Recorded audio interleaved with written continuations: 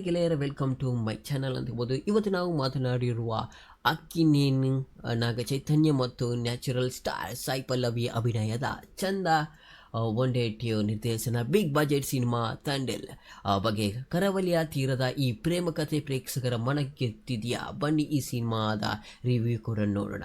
ಈ ಸಿನಿಮಾ 2018ರ ಒಂದು ನೈಜ ಘಟನೆಯನ್ನು ಕೂಡ ಆಧರಿಸಿದಂತೆ ಹೇಳ್ಬೋದು. ಆಂಧ್ರದ ಕುಲಂ ಮೂಲದ ಮೀನುಗಾರ ರಾಜು ಅಂತ ಹೇಳ್ಬೋದು, ಅಂದರೆ ನಾಗ ಚೈತನ್ಯಲ್ಲಿ ಕ್ಯಾರೆಕ್ಟರ್ ಅನ್ನು ಪ್ಲೇ ಮಾಡ್ತಾ ಇದ್ದಾರೆ. ಅದೇ ಪಾಕಿಸ್ತಾನದ ಒಂದು ಗಡಿಯನ್ನು ಕೂಡ ದಾಟಿದಾಗ ಅಲ್ಲಿನ ಸೈನಿಕರಿಗೆ ಸಿಕ್ಕಿ ಬೀಳುತ್ತಾನೆ.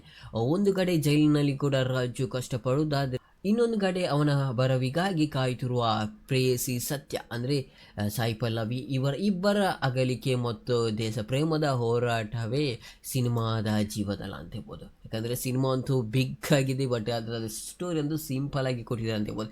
ಈ ಸಿನಿಮಾದ ಪ್ಲಸ್ ಪಾಯಿಂಟ್ ಮತ್ತು ಮೈನಸ್ ಪಾಯಿಂಟ್ ಬಗ್ಗೆ ಕೂಡ ನೋಡೋದಾದರೆ ಏನಿರುತ್ತೆ ಪ್ಲಸ್ ಪಾಯಿಂಟ್ ಅಂತ, ಇಲ್ಲಿ ಪರ್ಫಾರ್ಮೆನ್ಸ್ ಅಂತ ಹೇಳ್ಬೋದು. ನಾಗ ಚೈತನ್ಯ ಅವರಿಗೆ ಇದೊಂದು ಕೆರಿಯರ್ ಬೆಸ್ಟ್ ಸಿನಿಮಾ ಅಂತ ಹೇಳ್ಬೋದು. ಅವರ ಬಾಡಿ ಲ್ಯಾಂಗ್ವೇಜ್ ಕೂಡ ಅದ್ಭುತವಾಗಿದೆ ಅಂತ ಹೇಳ್ಬೋದು. ಸಾಯಿ ಪಲ್ಲವಿ ಅವರ ಬಗ್ಗೆ ಕೂಡ ಹೇಳೋದೇ ಬೇಡ.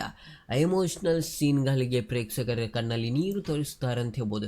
ಮ್ಯೂಸಿಕ್ ಮತ್ತು ವಿಜುವಲ್ಸ್ ಬಗ್ಗೆ ಕೂಡ ನೋಡಿದ್ರೆ ದೇವಿ ಶ್ರೀ ಪ್ರಸಾದ್ ಅವರ BGM ಸಿನಿಮಾಕ್ಕೆ ಕೂಡ ದೊಡ್ಡ ಬಲ ಅಂತ ಹೇಳ್ಬೋದು. ಸಮುದ್ರದ ದೃಶ್ಯಗಳನ್ನು ಕೂಡ ಬಹಳ ಚೆನ್ನಾಗಿ ಸೆರೆ ಹಿಡಿಯಲಾಗಿದೆ ಅಂತ ಹೇಳ್ಬೋದು.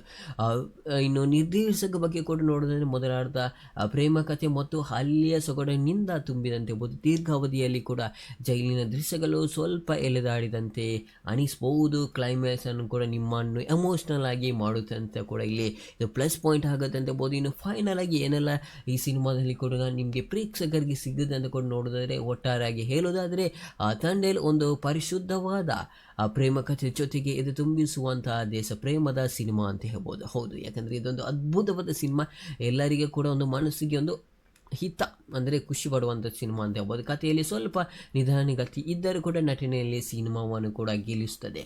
ಸಾಯಿ ಪಲ್ಲವಿ ಮತ್ತು ಚೈತನ್ಯ ಕಾಂಬಿನೇಷನ್ ನೋಡುವುದಕ್ಕಾದರೂ ಕೂಡ ಈ ಸಿನಿಮಾವನ್ನು ಕೂಡ ಒಂದ್ಸಲ ನೋಡಿ. ಈ ಸಿನಿಮಾವನ್ನು ಕೂಡ ಮಿಸ್ ಮಾಡಿದರೆ ನಿಮಗೆ ಅಂತೂ ಮತ್ತೆ ಸಿಗಲ್ಲ ಈ ರೀತಿಯಾದ ಸಿನಿಮಾ. ಇನ್ನು ಸಿನಿಮಾದ ರಿವ್ಯೂ ನಿಮಗೆ ಇಷ್ಟ ಆದರೆ ಲೈಕ್ ಮಾಡಿ, ಅದ್ರ ಜೊತೆ ಸಬ್ಸ್ಕ್ರೈಬ್ ಕೂಡ ಮಾಡ್ಕೊಳ್ಳಿ. ಆದಷ್ಟು ನಿಮ್ಮ ಎಲ್ಲ ಫ್ರೆಂಡ್ಸ್ಗೆ ಕೂಡ ಶೇರ್ ಮಾಡಲು